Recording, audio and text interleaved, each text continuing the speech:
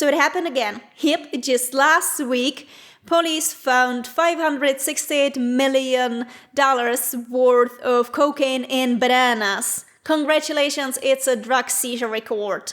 But wait, why? Why do people keep smuggling drugs in bananas? Well, let's find out. Now, this is not the first time people found drugs in bananas. In 2019, over a ton of cocaine was found in bananas in Italy. In 2022, 68 million pounds worth of cocaine was delivered with bananas to 2 supermarkets in the Czech Republic. In 2023, 6.5 tons of cocaine were found in bananas shipped to Spain. And by this point, maybe it's time to find a different way of smuggling coke. Or is it?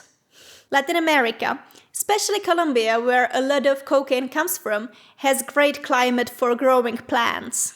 This will probably not surprise you, but some of these plants are actually bananas. Colombia is one of the 6 major banana exporting countries, the others being Ecuador, Costa Rica, Panama, Guatemala, and Honduras. And these countries alone are responsible for 95% of Latin American exports. But Colombia is also single-handedly responsible for almost 2/3 of the total cultivation area of coca, the plant that is used to make coke. And now, some of these areas overlap. The main banana-producing region, Urabá, is home to the Gaitanistat, one of the country's most powerful drug trafficking organizations. But let's not blame it all on Colombia. Drug smugglers actually found a grand home in Ecuador. So smugglers from Mexico, Colombia, and even the Balkans operate from there. And what is the advantage of having a base in Ecuador? Well, the country is using the US dollar as its currency, that's one thing. And combine that with weak law enforcement and criminal groups like Los Chorenos, and you have a recipe for disaster. Shipping cocaine in bananas actually has several advantages. The demand for bananas is high, so the shipments are frequent.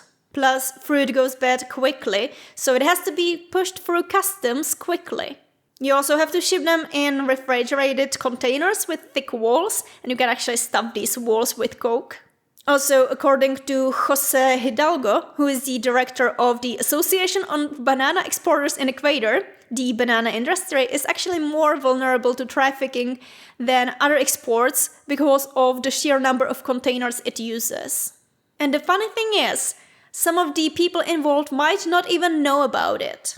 While some traffickers go as far as creating a company that looks real, like the real deal, the real banana exporters, others find already existing companies and make them willing to participate, let's say. Yeah, this willingness can definitely be coerced. If you are threatened or kidnapped and your family members are threatened and kidnapped, I think putting coke in your bananas can seem like a plausible option. And if you're lucky, it can go without the kidnapping part. You will be offered some money, and if you say yes, great. If you say no, well, I don't think you can actually say no. These containers do have to go through some inspection at the ports, but only about 30% is actually inspected in Ecuador. In 2023, they postponed a deadline that was set for implementing special scanners that would be capable of scanning the entire containers. Exporters also spent ridiculous amount of money, like $100 million yearly on security. But all of these surveillance cameras and monitoring of trucks is obviously not enough. At least in the recent years, agriculture and customs in Ecuador cancelled permits of plantations that simply did not exist. And yeah, it's all fun and jokes, but people actually do get hurt from this. A lot of people. People in Latin America obviously are really hurt by the drug industry, and some people are hurt in Europe as well.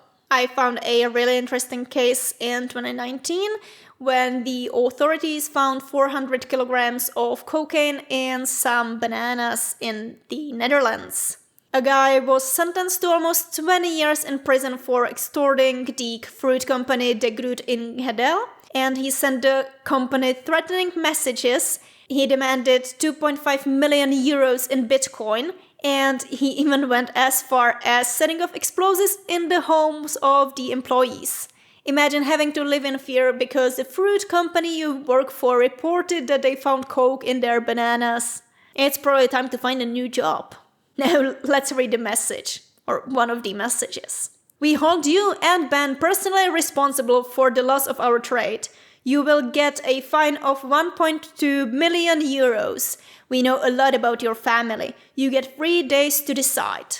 If there is no payment, we will liquidate any employee. And it's important to know that this is a translated version of the text that I found. And imagine you just got a lot of coke by mail and reported it to the authorities, because if you didn't, that would also not go that great. And then you got a message like this. There are 16 actual or attempted attacks on employees, including like tossing a grenade that fortunately failed. And the real joke? The attackers were not even the ones behind the smuggling operation, and they just wanted to scare the company into paying. One of the Equator ports, Guayaquil, is actually suffering terribly. Shootings, homicides, kidnappings, extortions are unfortunately commonplace. A presidential candidate, Fernando Villavicencio, was shot to death, probably because he didn't really agree with organized crime. And what can actually be done about this? Well, that's an extremely difficult question, one I don't have an answer to. But I wanted to end this video on more of a fun note, and that's that the war on drugs has not been successful yet. So some countries are considering a different approach. Switzerland is actually considering a pilot project that would allow its citizens to use coke recreationally, which sounds extremely interesting, and I hope they do go through it. It would be incredibly interesting to see how this would work. Anyways, thanks for watching. Have a great day. Bye.